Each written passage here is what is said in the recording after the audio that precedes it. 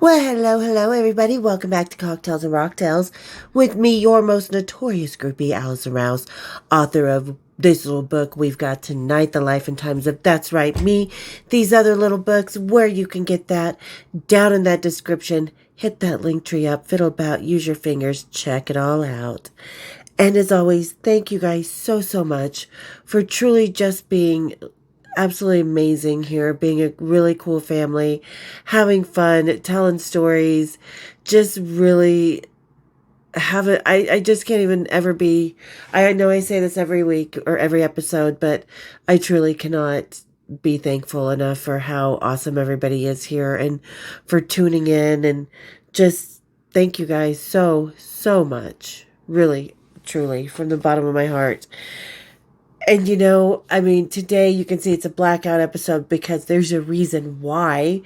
This month, about last week, there was a really cool display opened up somewhere across the pond. So we are taking a little field trip today, you guys. We are headed over to London, to the Victoria and Albert, to see the David Bowie collection.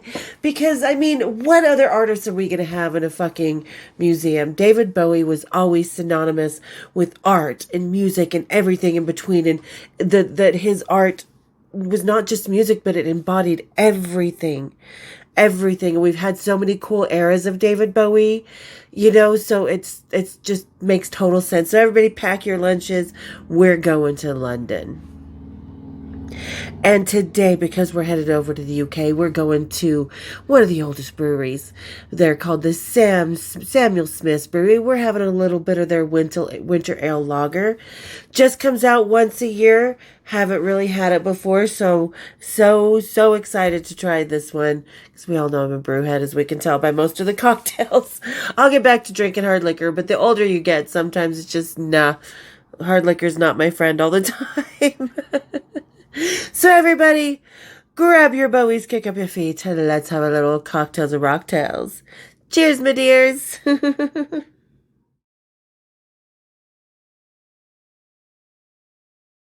Okay, so let's get started with a really cool object.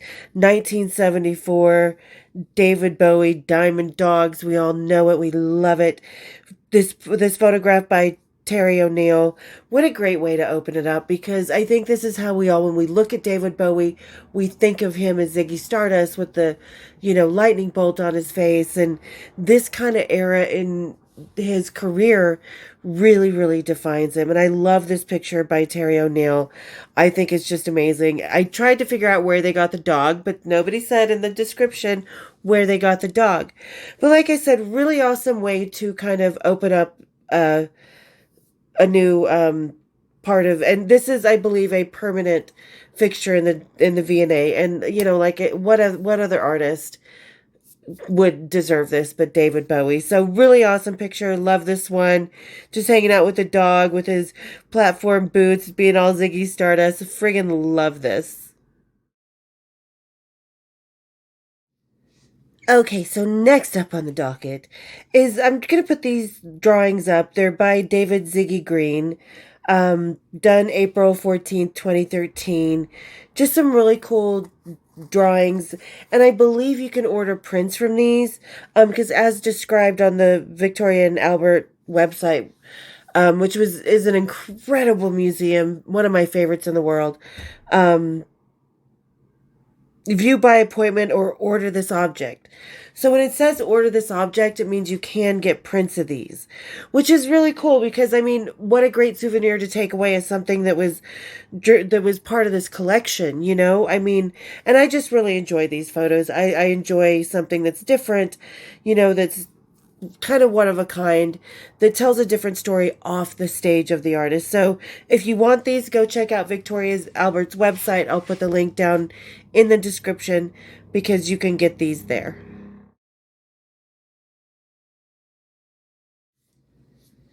Okay, moving on.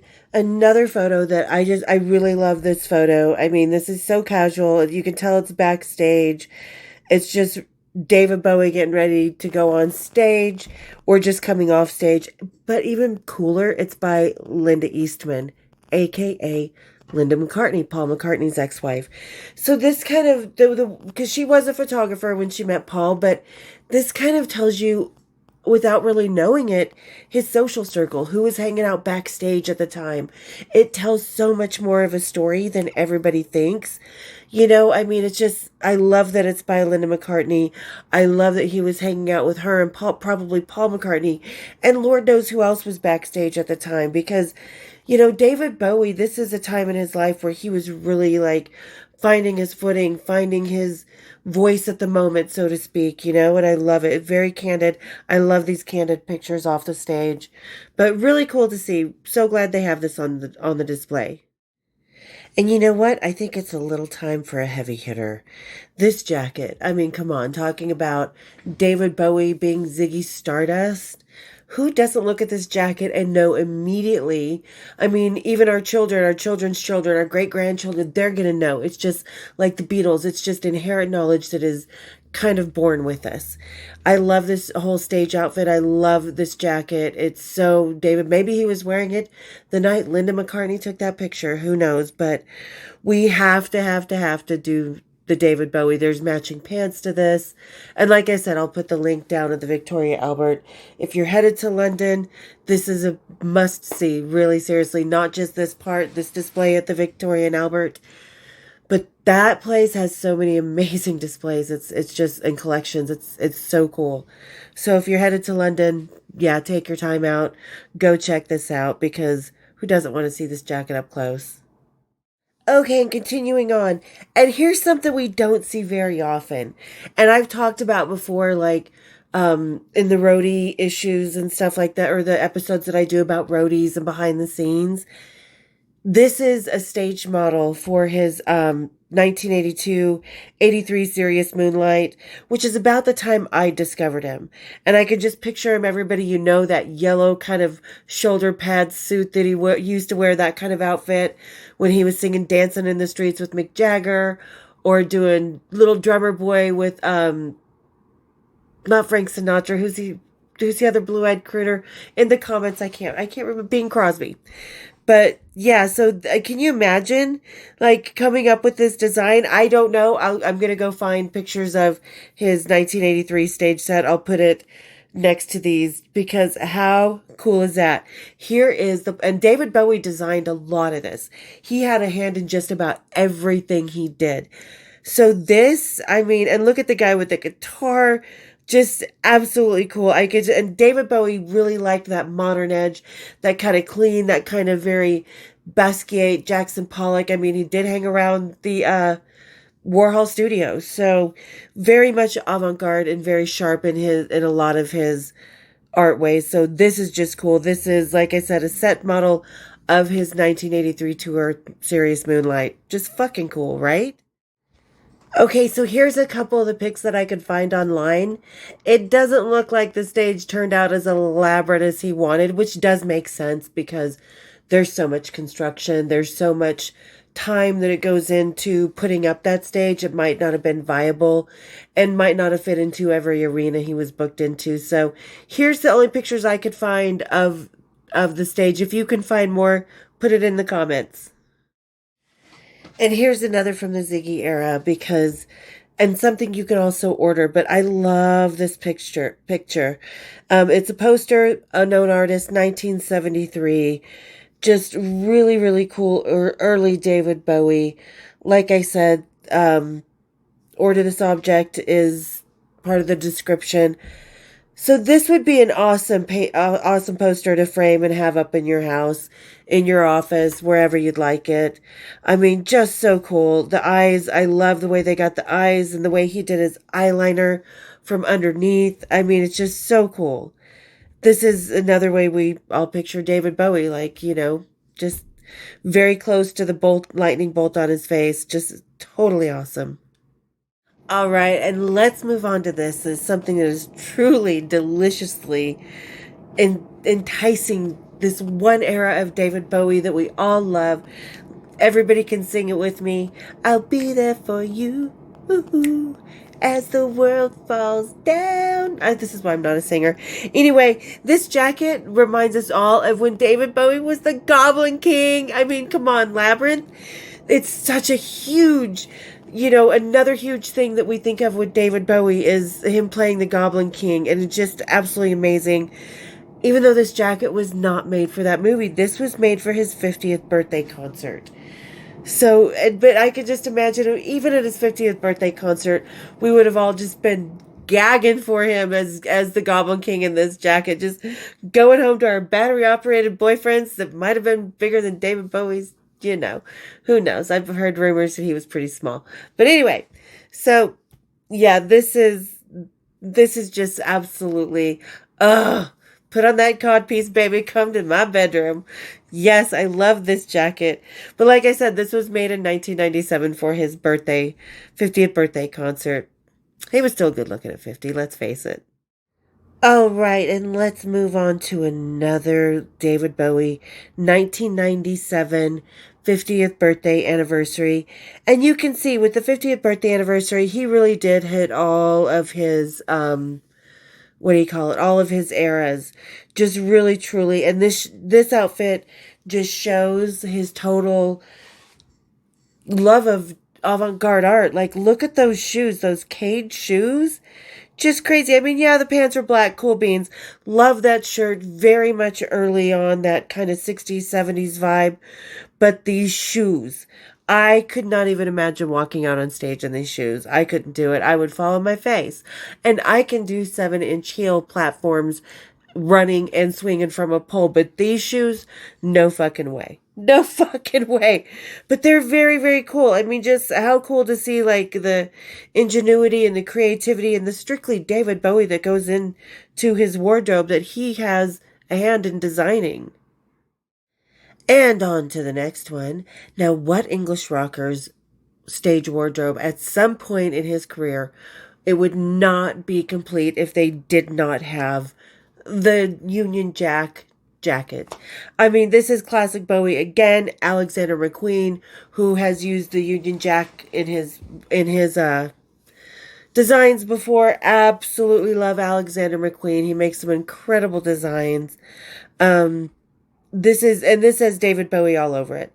Like, look at that jacket. That is just so David Bowie version of the Union Jack. Like, John Entwistle had his, then Pete Townsend stole it from him, but this is so David Bowie all over the place. Absolutely love this jacket.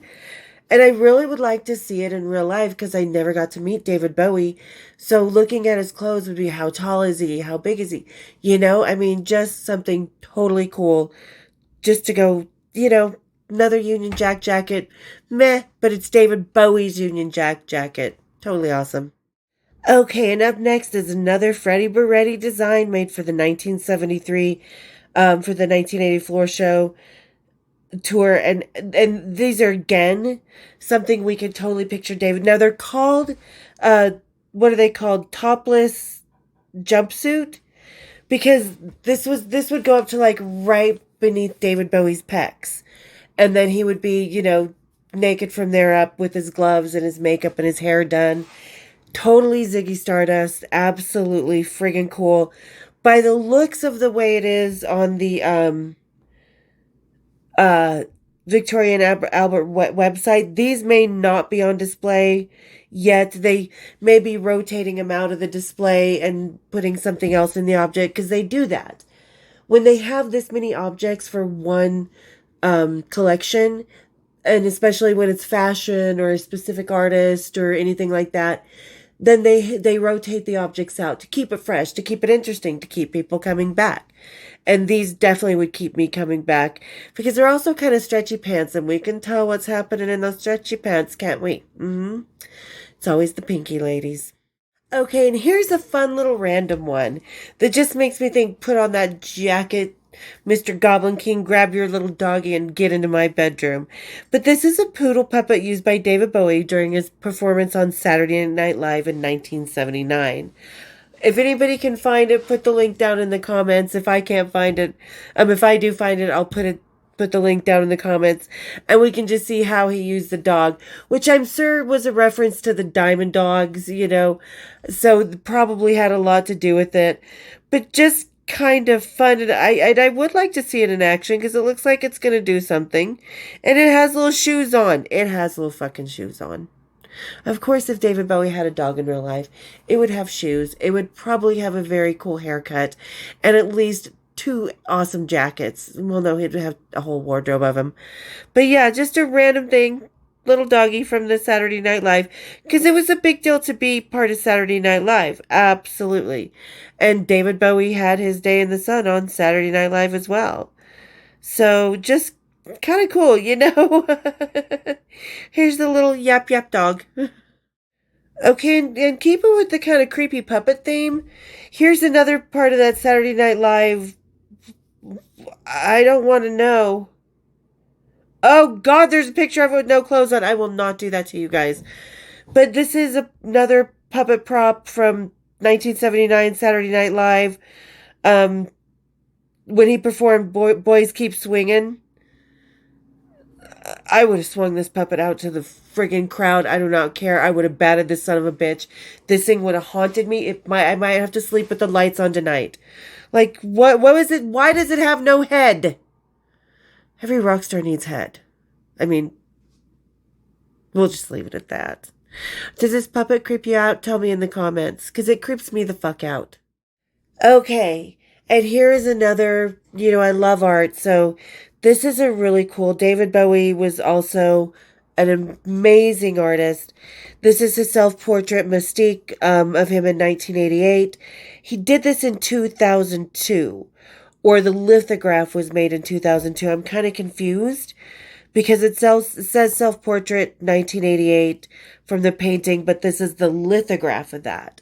So, but still just a very, very cool portrait, how he sees himself, because what we see in the mirror, nobody else sees, so it's really cool to see what he saw and his perspective, and him with his brown hair and those piercing eyes.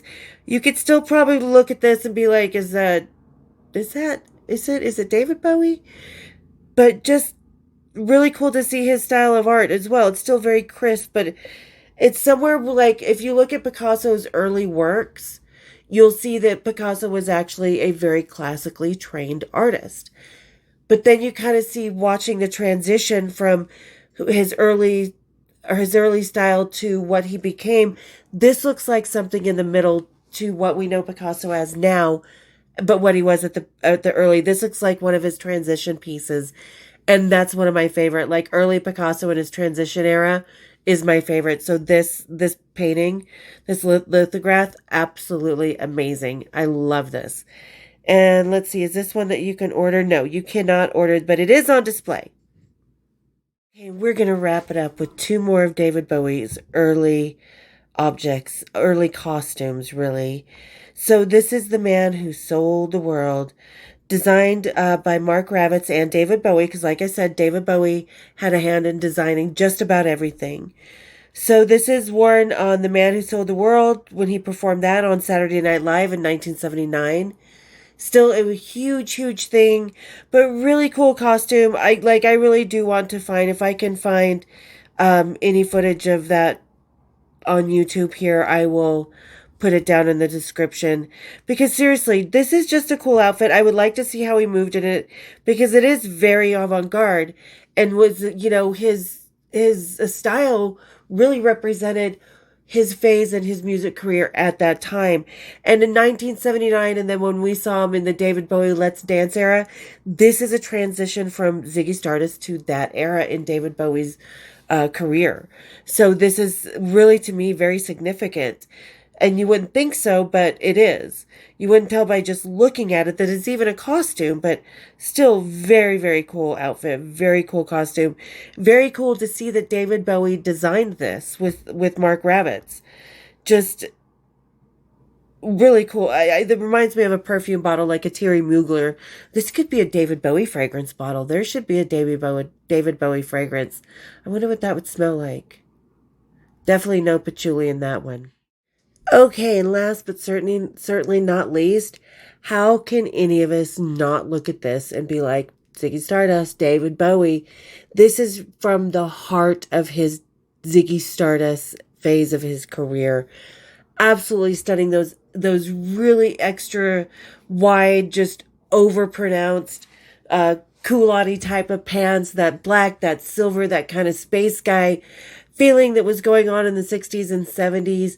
Just absolutely David Bowie. And again, this is something I would love to see in person, because it can give you an idea of the build of what he was thinking, of how easy it was to move in this, because I can't imagine that this was easy to move in. Not by any means. I mean, but still, how fucking cool is this? How awesome is this whole display, this whole collection? And a lot of times they travel to different museums.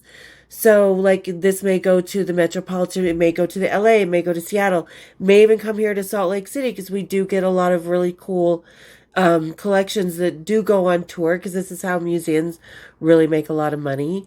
So maybe if you can't go to London, if you're not in London, then this is a way to see it here on the channel, or that you can go to the website and check it out. And maybe it'll come near you, come someplace near you. Because I would love to see this in person. I mean, just really how cool. I would love to see like the semantics, like what did they use to get the hips and the pants to stick out this wide. I'd like to see the kind of threads that they use to make the silver and the black, and just everything. Just the construction of it is an artwork in itself. So absolutely amazing piece. Really definitive David Bowie. You wouldn't look at this and be like, oh yeah, it's James Hetfield from Metallica.